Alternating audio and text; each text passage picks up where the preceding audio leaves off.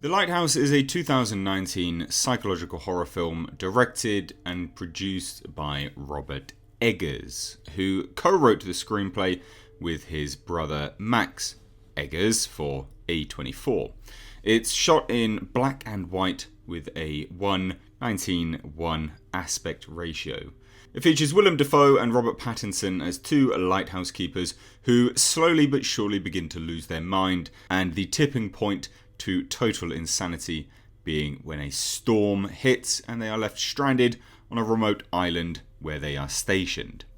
Apparently, according to Eggers, although the story bears little resemblance to Edgar Allan Poe's fragment The Lighthouse, the film began as an attempt by his brother Max Eggers to do a contemporary take on the Poe story. When the project stalled, Robert offered to work with his brother, and then the project evolved into a period piece thriller with the Poe elements largely removed.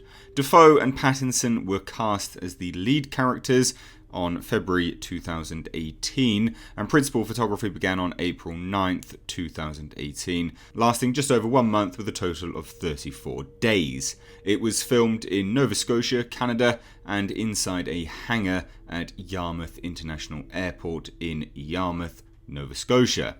The film itself had a very small release by A24. With a budget of $4 million, it took $14.9 million to date. However, as of this weekend, it has now just been released at select theatres in the UK.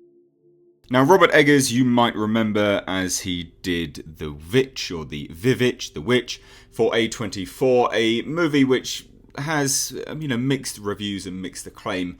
I have really mixed feelings about The Lighthouse. It is 1 hour 49 minutes, and it is not a swift movie to watch. In fact, at moments it is quite pained and strained viewing.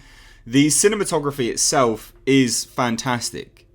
These are things which are near universally praised by critics, and I myself have to praise them. Knowing the technical aspects of film, the cinematography is great. The lighting in and unto itself when working with black and white has to be on point, because you really do have to light things in a certain way to attain the look that you want as all colour is removed. So yes, the technical aspect is a staggering achievement. The production design itself, I wouldn't say is anything to scream and shout about. The sets and things like that, it's fine. The performances, however, are another standout. Willem Dafoe and Robert Pattinson as a two-man show are great. It's difficult to say that they really keep your interest piqued for the entirety of that near 2-hour movie, but Robert Pattinson for me here is an utter standout. Willem Dafoe, everyone knows, is a very, very good actor, but Robert Pattinson, still a lot of people tend to sleep on, but he is really, really good in this. I think the fact that Robert Pattinson is able to play and utilise such a massive range in this film is really, really, really, really good. His accents are on point. The sort of visceral drama happening in the the quick descent into utter madness is really good. Willem Dafoe, again, everyone knows Willem Dafoe is good. He's not someone anyone sleeps on. But Robert Pattinson is, and having watched this, although the role is going to be nothing like what he plays in The Batman, it gives me high hopes for The Batman moving forwards, just because of what he was able to do in this movie. Now, this film is very difficult to review. The story itself are just two men appearing to essentially lose their mind. There are some really, really difficult scenes to watch in this film. Again, without going into any spoilers here, because it's not integral to the storyline, but Robert Pattinson holding a sculpture of a mermaid masturbating in a outhouse whilst dreaming that he's fornicating with a mermaid is just bizarre. And that's what this film is. The whole film is just very, very bizarre. It's as if Robert Eggers and A24 thought to themselves, right, what can we make here? Let's just make something absolutely out there, crazy. And I guess that's a testament to the film itself, because you are watching two people lose their mind. And in doing so, the visual aspect of the film, does go a little bit insane. Outside of the very difficult to watch scenes, it's difficult to really say that this is something people must watch. I think if you are a true fan of cinema and film in and unto itself, this would be a good movie to watch on the big screen. It's something which you're never really going to get the chance to watch something like this again. And again, I repeat, only fans of cinema and film in general would probably want to watch this on the big screen. And that's mainly out of curiosity of watching a black and white film with, again, modern day kind of standards behind it. That's something which I would say, yeah, you must watch on the big screen because it is enjoyable as a sort of spectacle piece. But as a movie, the story is so not there. There's nothing really there of structure. You're going day by day. They're going insane. Is what we're seeing what we're seeing? It's labelled as a psychological horror film. And I wouldn't even say it's really that. It's got some very, very good tension building through it, and the fact that it's shot in black and white adds to that to a really, really high degree. I mean, you're able to get these really dark, looming shots where, you know, if it was shot in colour, you just wouldn't really have that. So, yeah, it's really, really good in that respect, but I wouldn't say it's a psychological horror film. Tense, yes.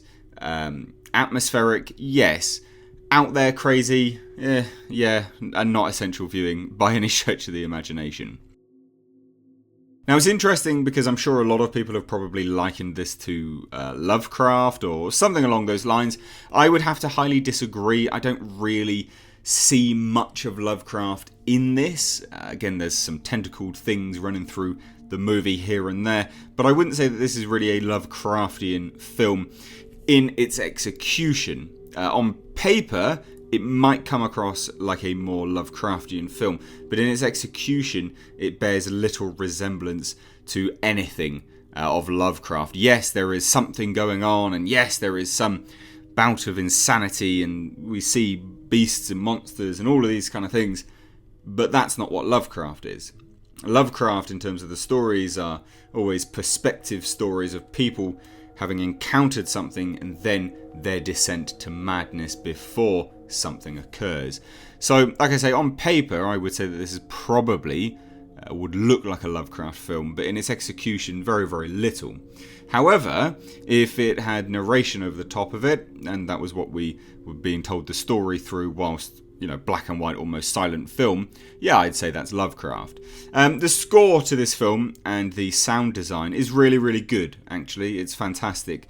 The crashing waves on the sea and the brutal sound of the ocean was mixed very, very well. So the sound mixing is on point.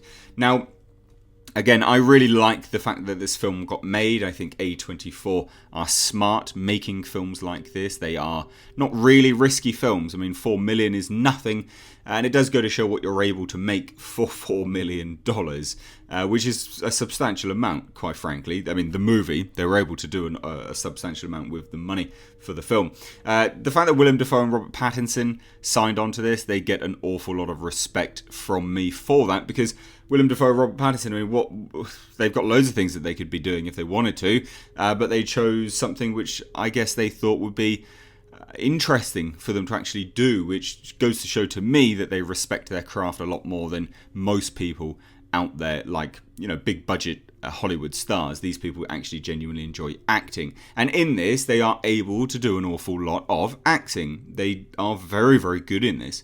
But yeah, I wouldn't say this is essential viewing. If you are a fan of cinema and film in general, yeah, absolutely, go and watch it. I think you'll have a good time with it. Well, I say good time, I think you'll have an interesting time. If you have seen it, please do let me know down below in the comment section. Sorry this review is so late, but January is a really weird time for movies. Some things don't get released in the UK at all, and some things do. This is one of those ones where it was released in the States a lot earlier, and then has only just come to select theatres in the UK. So again, if I am a little bit behind on movie reviews, that's probably the reason why. So anyway, I'd love to hear your thoughts. Let me know down below in the comment section. Again, I didn't hate it. It's just an interesting film, quite frankly. Anyway, thank you so much for watching. I haven't missed the age. Take care.